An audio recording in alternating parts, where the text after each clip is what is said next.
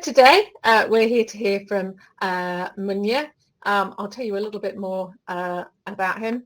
Munya holds a BSc Honours in Statistics from the University of Zimbabwe and an MSc in Medical Statistics from LSHTM. He came to Sheffield to do a PhD in Medical Statistics, which was funded by the NIHR, and his PhD investigated the utility of adaptive designs in public-funded confirmatory trials. So Munya leads statistical support in the design, conduct, monitoring, analysis and reporting of studies, mostly clinical trials, within the Clinical Trials Research Unit, the CTRU, here at Sheffield. He leads and collaborates on methodological research aimed at improving efficiency in the conduct of trials, which is obviously what we're looking at today. He has really wide-ranging research interests, including innovative clinical trial statistical methodology and translation into routine practice. And Munya also supervises a number of postgraduate research students here in ScHARR who are working in the area of trials and statistical methods. So at that point, Munya, I will quickly switch over to your slides, and you should be able to see them any second now. So yeah, you should be able to click the forward and back arrows to move through them as you need to, okay? Yes, that's okay. So thank you so much, Claire, for the introduction. I think that's quite helpful. So I just want to thank everyone for joining us. I think it's a pleasure to have you, which is good. I think, as you know, on Saturday we're gonna be celebrating clinical trials, International Clinical Trials Day, which is very important day for us as trialists and trial methodologists as well. And it's good to kind of like reflect on design and what we have done so far, and what we need to do to improve efficiency in the way we conduct trials as well. So what I'm gonna be talking about today is kind of like a reflection on adaptive designs. It's not going to be a complicated, maybe a technical talk, or it'll be very light talk to make sure that we all understand what is going on. I think, you know, I'm very free. You can even get in touch with me if you've got any follow-up questions that you have got that require maybe further discussions. Right, so in terms of my talk, I'm gonna reflect a little bit on fixed trial design in terms of where we're coming from, which is the mainstream, and highlight some of the shortcomings of fixed trial designs. Then after that, I will be introducing adaptive designs and potential benefits of adaptive designs, which are basically there to try to alleviate some of the shortcomings of fixed trial designs. Then I'll touch on some examples of trial adaptations. You know, there are so many trial adaptations that can be done. So I'll touch on the mainstream ones, and of course you can read about some of the stuff later on. I think, as some of you might know or you realize, I think there are a lot of considerations when you are designing, running and reporting adaptive designs as well. So I'm going to be touching on that to make sure that you understand some of the things that are involved as well. And I think it's good to give a perspective on where we're coming from. So, you know, I think you realize that, you know, the concept of adaptive design is not really new, basically. So in terms of methodology, this was proposed some years ago, but it took time for adaptive designs to be implemented in practice. So I'm going to be touching on those just for a bit. Then later on, I'll highlight some of the resources that are available to improve the uptake of adaptive designs that you can use at your own time as well to improve your knowledge. And then finally, conclusions. So that's kind of like the overview of the talk. So what do we mean by fixed trial design framework? So normally what we do using this framework is we decide on the research question, and in many cases, you know, it's normally if kind of like trial phase specific research question or objectives. It could be phase 2, it could be phase 3 or phase 4, or even phase 1. And then we make choices about design aspects. So this could be, you know, choosing a specific treatment dose, choosing the outcomes, you know, choosing how we want to follow participants, etc. And make assumption about the design parameters. And using those assumptions, we calculate the sample size. Maybe we could say we need 100 patients, over a certain duration of time. Here we assume that our choices that we've made at that stage and the assumptions are correct, which is kind of like what can I say, a contradiction in some way, because you do trials because there are uncertainties that exist. At the same time, you make assumptions and choices and say, we know what you are doing, but actually sometimes we don't. So after having that sample size, we recruit participants, all of them, and then we collect all outcome data. Then we analyze at the end of the trial. So on your right, basically, it's kind of like a pictorial illustration of a fixed trial design. The problem with that is it's like driving a car when you are blindfolded. That is the problem. So there is no opportunity for us to learn as we go along and modify aspect of the trial.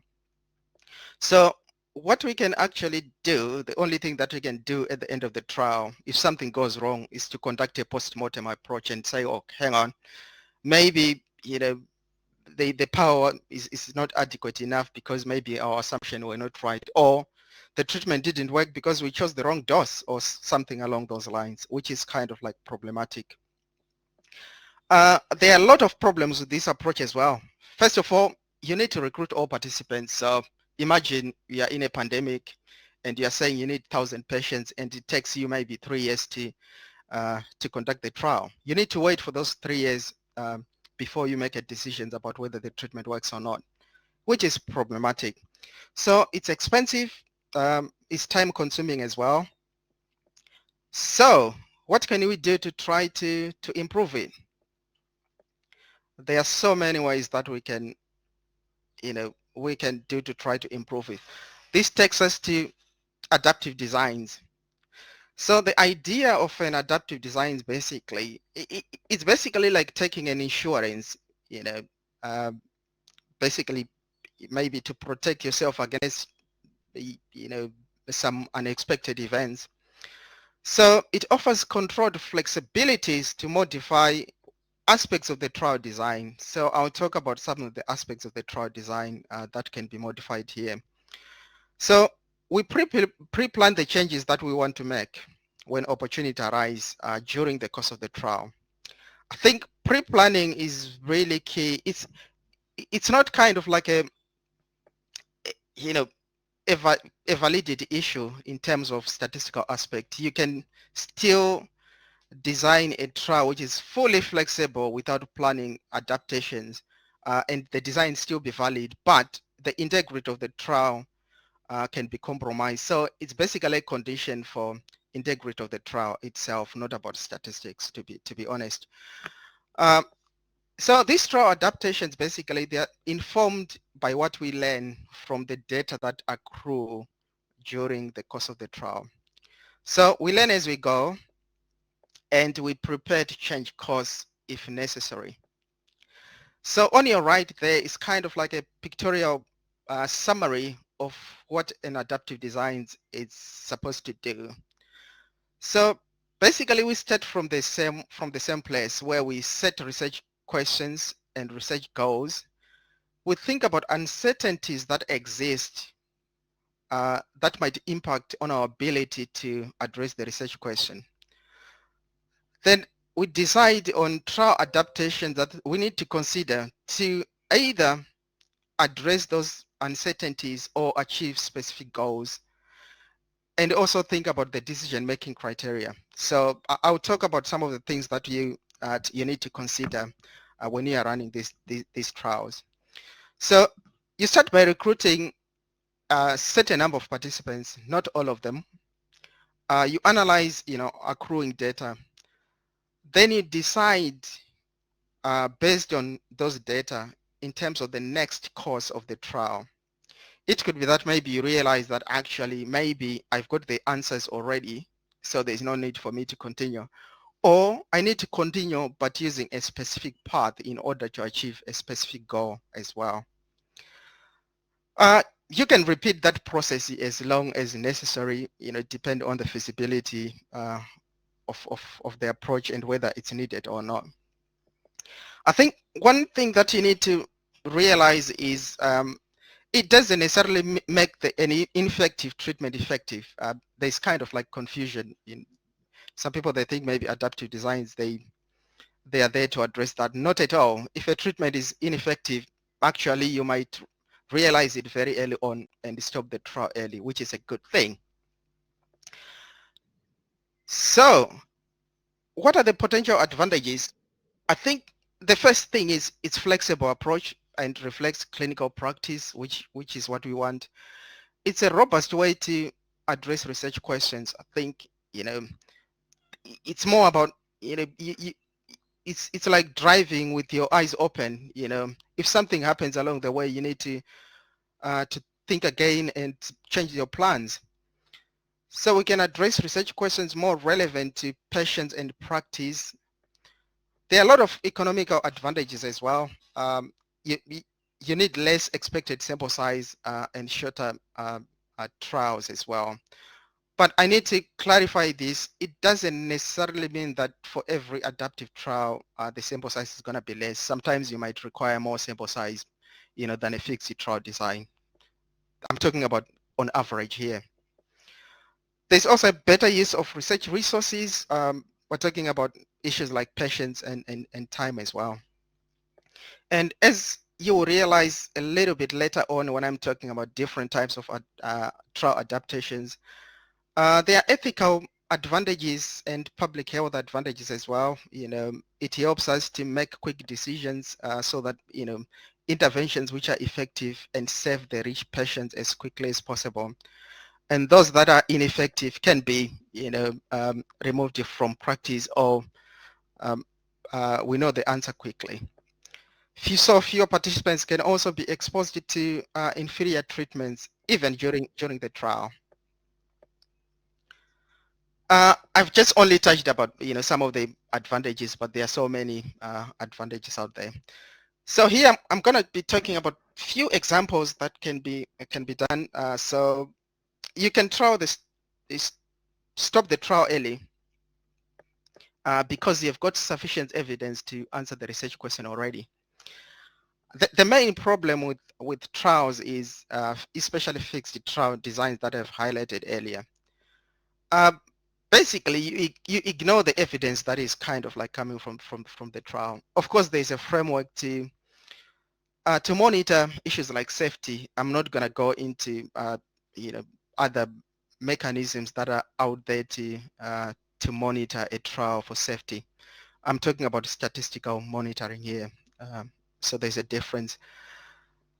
So what you need to do is basically you start by deciding in terms of what sort of evidence do you need to be convinced, even at interim, to say, actually, I know the answer already.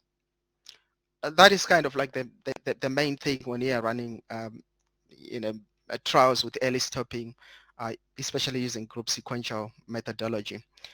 That can be influenced by many things. Understanding the context itself is really key.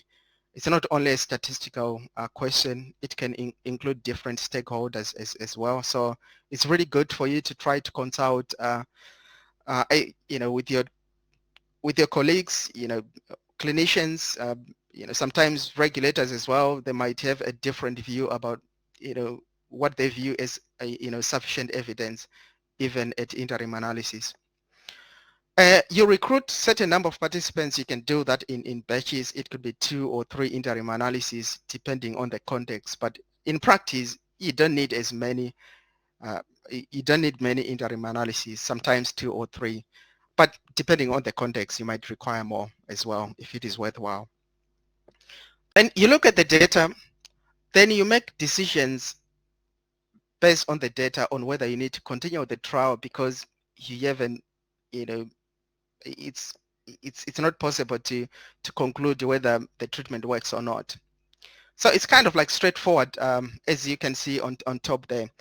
But then I tried to just give an example of a retrospective case study on RATPAC trial, which I kind of like looked at out of curiosity. I think I'm going to use this case study for a number of examples as well. As you can see, I used group sequential design here, kind of like two-sided with options to stop early for efficacy or futility. But for this trial, the treatment was really, really, really good. As you can see, I think they assumed a 5% difference between the control and active treatment, but actually what was observed was around 16% difference. In terms of the trend, as you can see, of course, you need to, there's kind of like a very early on, it's difficult for you to make robust decision because of huge uncertainty. So sometimes you need to try as much as possible to avoid that region as well. But actually, this is kind of like a intuitive case study to understand the value of kind of like using early trial stopping as an adaptation in some cases. But it's not always the case. Some trials, because the treatment may be, you might continue until the end because maybe it's in between, it's within the continuation region as well. Right, the next one is sample size re-estimation. I think I'll start by highlighting the issues around sample size re-estimation when you are designing a trial. I think, as I said, we do trials because there are existing uncertainties. So it means that sometimes to get information to inform how you calculate the sample size can be challenging. Either it could be because information comes from a very small pilot trial, or it could because there's no pilot trial at all, but you're trying to borrow information from maybe a related disease area or related population, which is not quite the same, or the timing of the outcome is slightly different, or the outcome itself has been kind of like modified, so you can't be sure whether the assumption are still valid or not. So there are a lot of things that can go wrong. Sometimes you might get it right, but sometimes you might not. So the main objective here is you're trying to update your assumptions on the design parameters to achieve a certain desired statistical power. It could be 80 or 90%. In theory, you can reduce the sample size or increase the sample size depending on the context. So the example, I'm going to talk about the rat pack example on the right as well. But I think people tend to be conservative when it comes to reducing the sample size. But this case study is an example where it's intuitive and also a good idea in some context to do that. It's kind of like straightforward. Basically, what you just need to do is you choose the timing of the interim analysis where you need to review your interim data.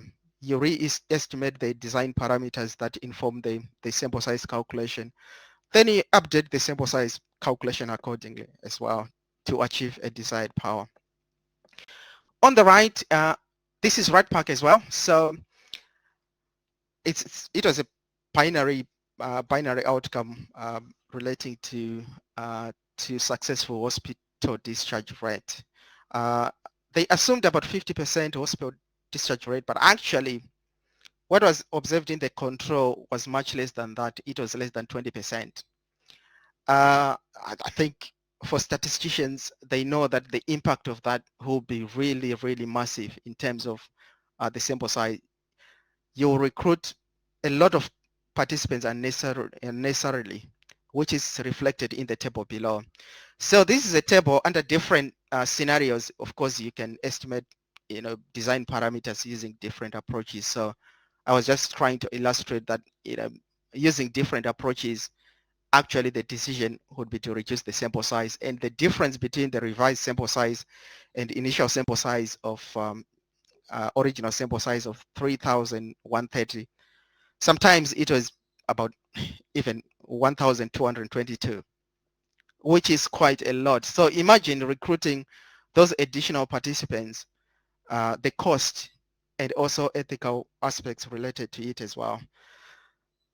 So in reality, this study could have recruited even fewer participants, with sample size re-estimation as well, or you could have used group sequential designs to address some of the issues. Right. The next one, which is becoming more common for many reasons, is treatment selection, which can happen in, normally happens in multi-arm, multi-stage designs.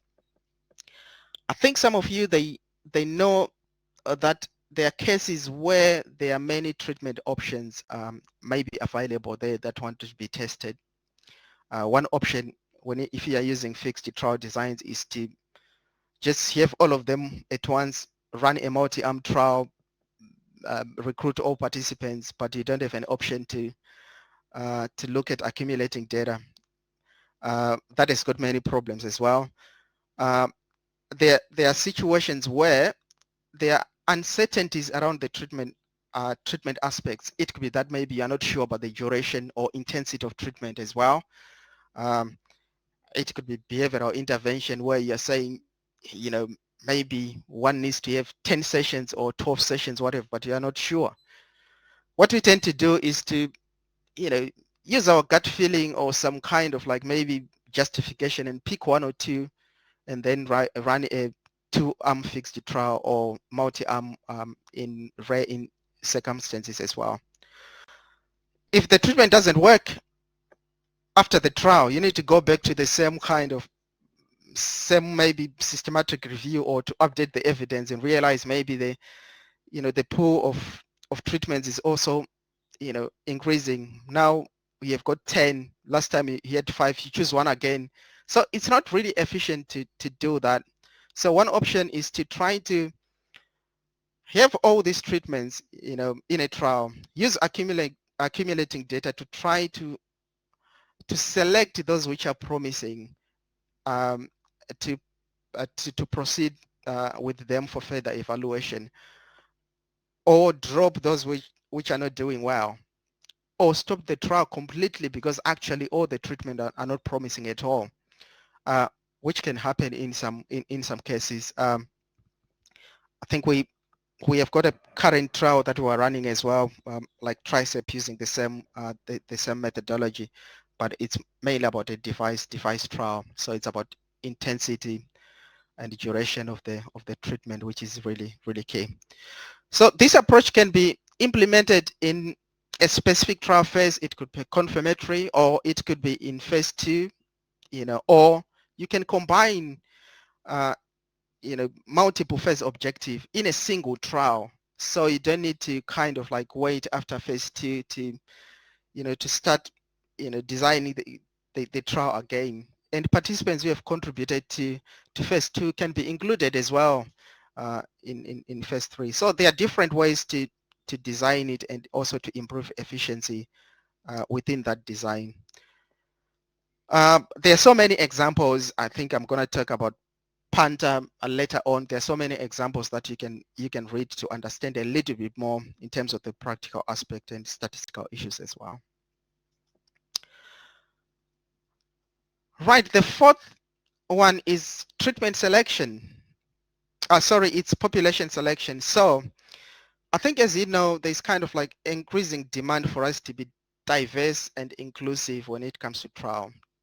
We need to recruit, diverse population, which is a good thing to do, but also it brings a lot of challenges when it comes to clinical trials. The assumption there is to assume that actually maybe the treatment works on average in the whole population, which may not be the case. That may be the treatment because of some reasons, for example, mechanism of actions, or for whatever reason, maybe a certain subgroups of participants from that population are the ones who can only benefit from that treatment. So there's a dilemma whether you want to recruit to start with all, the whole population, or you choose specific subgroup. All these have got problems, because if you select specific subgroup, to start with, basically it goes against what you are trying to achieve in the first instance. It could be that maybe it's benefiting the whole population. If you select the whole population at the beginning, it could be that maybe it's only benefiting specific subgroups. So by including everybody, you're diluting the treatment effect in the end. So you might not actually observe any benefits because the treatment is diluted. So in fixed design approach, what we tend to do is we recruit, diverse population, but actually you do subgroup analysis at the end of the trial, and they tend to be small, just for hypothesis generation, where you say, actually, maybe, yeah, there's something going on maybe in one subgroup and not the other. Basically, what it means is either you make a case to do a follow-up trial because you have seen something that is kind of like interesting from that. So it's not kind of like efficient in some cases. So what we need to do using this approach basically is to say, okay, I have got some hypotheses about whether the treatment benefits specific subgroups or not. Then I need to start with a broader population that includes those subgroups. You stratify your randomization at the beginning. Then at interim analysis, you need to evaluate whether the treatment is promising in specific subgroups or not. If the treatment is promising in specific subgroup, then you just need to focus recruitment on those subgroups that have been selected because the treatment is promising, and stop the trial early if not promising in any subgroups at all. The methodology itself can be extended to include multi-arm. So I just give an example here where we're looking at two groups, but you might include it in multi-arm trials, and it can be used to do treatment selection as well in multi-arm trials. But it can be challenging to implement because the main thing is you should be in a position to recruit enough participants in those subgroups if you decide to proceed with them as well, which can be challenging sometimes if the prevalence is very low. But of course, this is something to consider later on. Right, the fifth one is response adaptive randomization. The main issue that we tend to have when you're running trials is we tend to fix the randomization at the beginning. It could be 1-to-1 or 3-to-1 randomization throughout the course of the trial. It basically means that regardless of the emerging evidence, for instance, if the treatment is kind of like doing well, we continue to recruit the same number of participants or fixed number of participants in the control arm or comparator arm, even though we know that there's something going on with the new treatment. It raises a lot of ethical issues, so the idea here is to try to balance the ethical interest and scientific interest of participants and researchers in the same trial. There are certain conditions as well where it might be viewed that this is kind of like the only way to be reasonable ethically. For instance, in critical conditions or in emergent setting, I don't think you can just continue with the same fixed randomization for 2 years or whatever when you know that the condition is fatal. So it's kind of like useful to have this option. What you basically do is you start with a fixed allocation ratio where you recruit certain number of participants up to the stage of interim analysis. You review evidence from interim analysis, then use that evidence to update allocation. You try to use that in a way that will allocate more participants to promising treatments away from those that are not doing well. So on your right there, basically, we're saying if the treatment is doing well, you skew allocation in favor of a more promising treatment. On the bottom, this is an example from RATPAC. As you saw, I said RATPAC, the treatment effect was great. I used basically 3 response adaptive randomization algorithm that can be used to update allocation based on emerging evidence. Based on those 3, you can see that actually on top there, this is the probability of being allocated to a new treatment that we know it's effective based on what we know already at this stage. And on the bottom is the probability of being allocated actually to the control arm. And even under, different algorithms, whatever, you can see that actually the probability increases over time, and it reaches about maybe 65% in the treated group. So you can actually quantify how many participants actually would have been allocated to the new intervention away from the usual care. So there could have been benefits there, but actually there are kind of like lots of things to consider as well. You can do that as many as you like, depending on the feasibility. Sometimes you can do it after every week. You can do it, after every month, whatever, depending on the context as well, and whether it's worthwhile to do that, because there are a lot of statistical issues to consider. I won't talk about the challenges relating to adaptive randomization. I think it's a discussion for another day as well. Every trial adaptation has got some issues around it, so it's not risk-free. I think the final one that I'm going to highlight is the option to add new treatment arms when a trial is ongoing. So I think a simple example is during COVID. As you realize, we had lots of treatment. Some of them, they were kind of like repurposed drugs. Some of them, they were all kind of like all over the place because we were trialing different things. I think it's not kind of like effective to try to select very few treatments and trial those treatments in a fixed trial design for a fixed duration of trial, because the basket of treatment will be increasing as well, and there will be increasing demands to understand whether these treatments will be working or not as quickly as possible.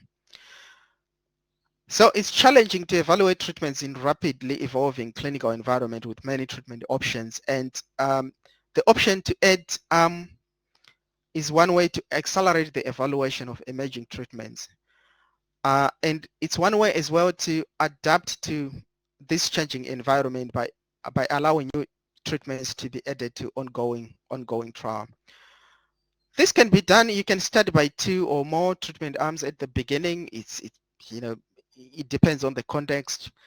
It can be used with or without interim analysis. There's a difference between just a platform trial without interim analysis and an adaptive platform trial that include interim analysis as well. So I need to make that clear, because they tend to be kind of like confusion there. As I said, there's feasibility, flexibility to try to add new arms, whenever they are available.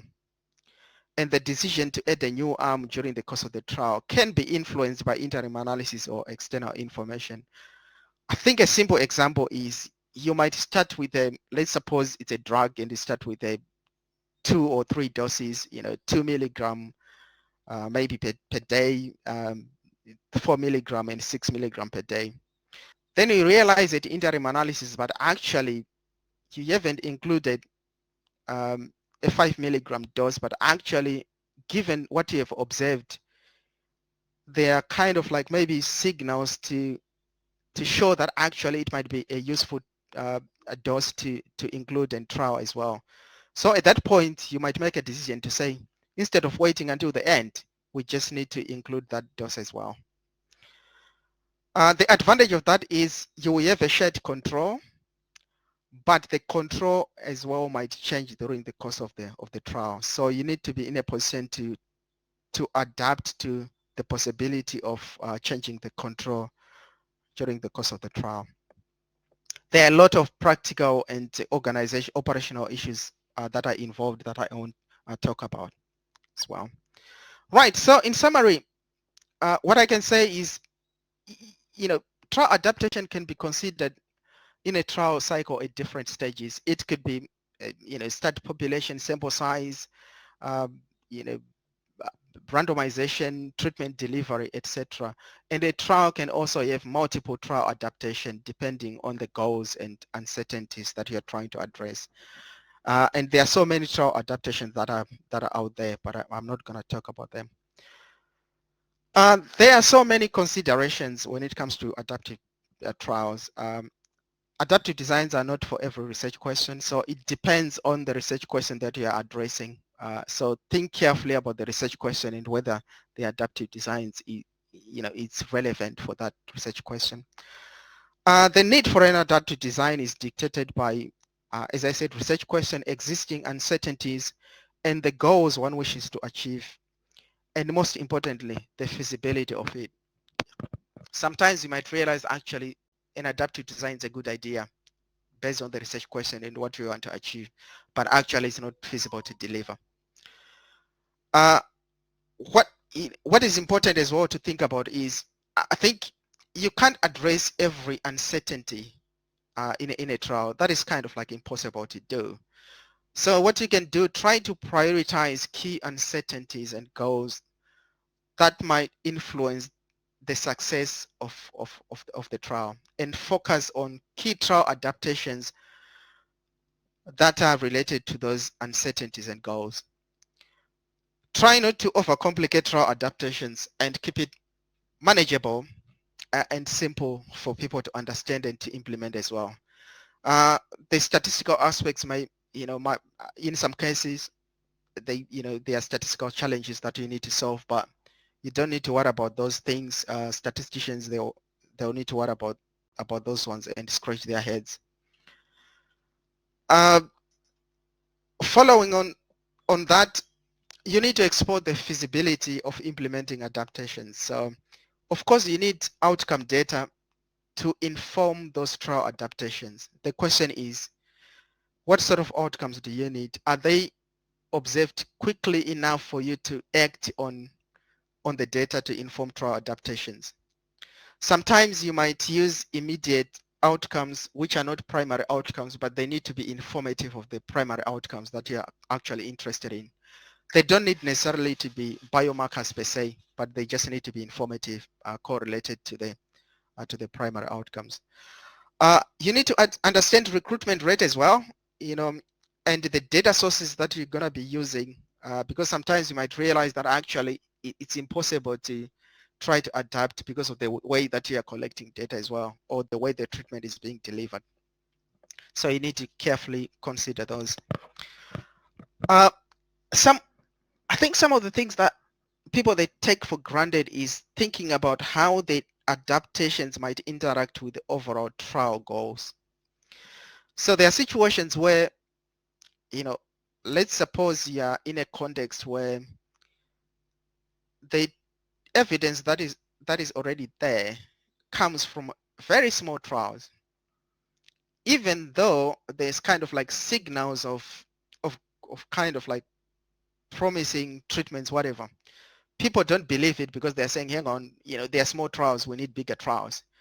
To try to adapt in that context might create the same problems, because you might stop early, and people might still say, hang on, I think we need a bigger trial because we don't trust it. So you need to really think about the context. There are also situations where you might have competing objectives. An obvious one is health economic evaluation. If it is a key one, you need to think about how the adaptation might impact on that objective as well. What I said earlier about adaptive trial is it's like taking insurance. We're planning to be flexible. So we need to pre-specify adaptation and describe them really well in trial-related documents, protocols, and also to stakeholders who are involved in these trials. What you don't want to do is at the end of the trial for whoever is interpreting the results to feel as if something is going on. Maybe you made things up, during the course of the trial, and it becomes difficult for you to influence practice because of lack of transparency. Pre-specified decision-making criteria. This is really key as well, because it influences the whole kind of like aspect of adaptive trial. It depends on the decisions that you're making. How robust are those decisions? Do we believe them, or you're making a lot of errors by making those adaptations? So you need to really think about the decision-making criteria that encompasses the rules, and also the timing of those decisions that we will be making. I think there are so many things to consider, so I'm conscious of time, so some of the things I will just highlight in passing as well. The most important thing that I think in terms of the trials that I've reviewed so far, it could be grant applications, whatever, there's a lack of details in terms of the statistical behavior of the design. You know, how appropriate are the decision-making rules that have been considered? What are the decision errors, you know, that will be observed if one uses that design? Are they expected under different scenarios? So if I know that the treatment doesn't work, what are the chances of concluding that actually the treatment works? Or what are the chances of progressing to the end of the trial even though I know that the treatment doesn't work? So you should be in a position to try to quantify some of these kind of like benefits and also the decision errors as part of the design, and simulation can be really helpful, but it can be complex and time consuming as well. Interim analysis itself brings a lot of challenges, so you need to consider how to minimize operational bias. So for instance, you know, information coming from the trial might influence change in behavior of those who are running the trial, which is problematic. And you might realize that actually because of change of behavior, the conduct of the trial is changed before and after trial adaptation. That brings in a lot of biases, which is problematic. So you need to make sure that you have got some safeguards to maintain confidentiality, understanding who you have access to what information and when, who will be recommending and making decisions during the course of the trial. There are so many things to consider, but I'm going to skip this for the sake of time. But I think understanding the impact of trial adaptation on other trial aspects is really key as well, especially around how patients will be managed and also how you communicate information to patients as well. But there's a lot of information that is in PANDA platform that you can read around. I think in order to try to help different stakeholders, some of my work led by James looked at the costing of adaptive trials as well, and how to provide guidance to researchers, which is kind of like really helpful resource out there, because there are a lot of things to consider during interim analysis. You need additional resources. There are additional complexities, statistical. You need statistical time to do the analysis. Data management demands as well. And there are a lot of things that can happen because of adaptations. The randomization system might need to be changed. Data management system might need to be changed relating to case report forms. So you need to understand this very early on and try to create solutions to some of these problems. Right. In terms of inference, one of the things, for every trial, getting reliable estimates of treatment effect is really essential. It's not only about adaptive trials, but complications can arise when you are estimating treatment effects, because failure to account for adaptations that have been considered or adaptations that have been made may result in biased treatment effects. And the degree of bias itself, it's not always high. It depends on the context, because it depends on so many factors. The magnitude of the underlying treatment effect, when was the interim analysis conducted, etc. So there's been some work that has been done to try to help researchers as well, and these are some of the resources that are out there. There's a paper on point estimation as well, which is very useful.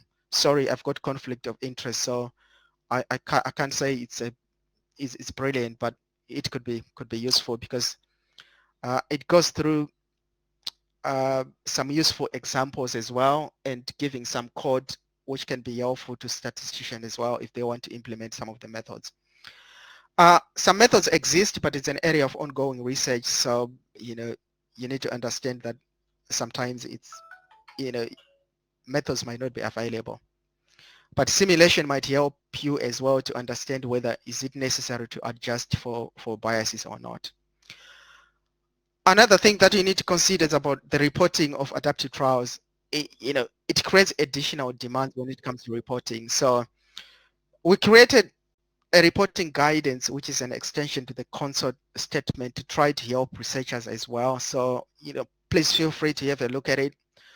Additional issues to consider is about transparent around planned adaptations, interim decision-making criteria, what were the adaptations that were made, and the interim results that are informed those adaptations, you know, details about operating characteristics of the study, etc. And also baseline characteristics of participants at each interim stage, and additional documents as well that include simulation reports, etc. So I think, you know, it's useful. It has got lots of example and explanation why that information is really essential when you are reporting. So in terms of historical perspective, where are we coming from? Well, the issue of adaptive design is not really new. So this is kind of like a quote from Thomson, 1933, in the context of response adaptive randomization. There can be no objection to the use of data, however meager, as a guide to action required before more can be collected. So at that stage, you know, they knew that actually this is how we operate even as human beings. We make decisions based on what we know at that point in time, even though there could be uncertainties. But actually, it took about 50 years for the same methodology, for the first trial to use that methodology, which was the ECMO trial. And at that point, it generated a lot of controversy that I won't go into. And, you know, additional trials, they were actually done in order to validate those results. And fortunately, I think the results were consistent with that trial as well. Stein as well in 1945 acknowledged actually, you know, the need to be agile. They need to use interim information when you are estimating sample sizes in trials. In the context of internal pilot is basically the same concept, but it's not a new concept, you know. But when it comes to uptake has been really, really poor. So my PhD fellowship, said in 2022, 2012, was trying to explore why are we not using adaptive designs in public funded trials, and try to come up with solutions to that problem. And I think I can talk about, you know, that for weeks and weeks, but here is kind of like an example. On your left, Power et al., they looked at, you know, adaptive trials using combination test approaches, methods, and you can see in terms of the number of trials, there were not a lot. But things picked up, I think, in mid 90s or something like that, which was interesting. My colleague also looked at that, but looking at clinicaltrials.gov, and I think the results were kind of like consistent, but also for a limited period of time. Bothwell, it was comprehensive review. Looked at literature and also trials registered in clinicaltrials.gov. As you can see, especially on the letter, I think it can be traced back to, I think, is it 1978, which was, you know, for a few adaptive trials there. So as I said, concept is not new, but the uptake has been very poor because of so many reasons. And one of the, this is some of my work during my fellowship, and some of the reasons, basically, it was around the lack of practical knowledge and practical training to implement this design. And for public sector as well, the issue of, you know, how do we support the design of these trials was kind of like one of the barriers. All these were barriers then. Of course, some were ranked more than others or whatever, but things have moved on, and we've tried our best to try to address some of the barriers, and there's been a lot of effort in, from different angles. So an example of improved uptake, look at MAMS platform trials. It has been phenomenal when it comes to, within a very short period of time, how the adaptation has been implemented in practice to address research question, especially in specific disease areas and also in certain geographical location as well. And as I said, there are resources out there to try to improve the uptake of adaptive designs, and we developed the PANDA platform. Please feel free to have a look at it. I think it's, you know, a lot of people, they're saying it's useful, so feel free to have a look at it. The idea is that the platform is a multidisciplinary, platform where you can get practical training, and also it has got case studies, prospective case studies, and it takes you through different stages of designing and implementing these trials. For statisticians, there are statistical implementation resources that are there. The code is there as well, linked to different types of trial adaptations. There are practical and statistical consideration in there, and also practical guidance, including costing, analysis, reporting, data management issues, health economics issues as well. We have got links to easy to read resources like tutorial papers, which is good because you don't want to have complex statistical literature as well. So it's a one-stop shop repository on adaptive design. So I think it's quite useful, and we hope to kind of like expand the content as well. And your feedback is useful, so feel free to get in touch with us if you've got any feedback that you want to give us to improve it.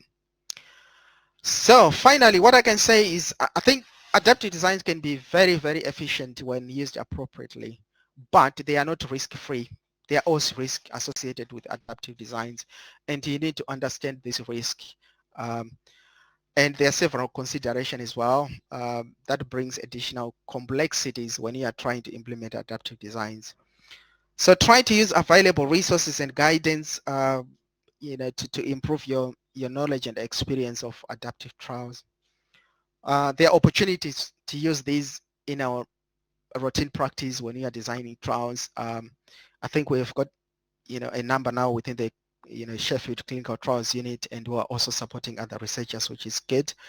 Their use is improving, and they are being considered more often than before. But of course, the methodology is expanding, and more new things, exciting things will be coming along in the future. So thank you so much for listening. It was a pleasure having you. And I want to thank my colleague Philip. I think we tend to present things together and kind of like share content as well.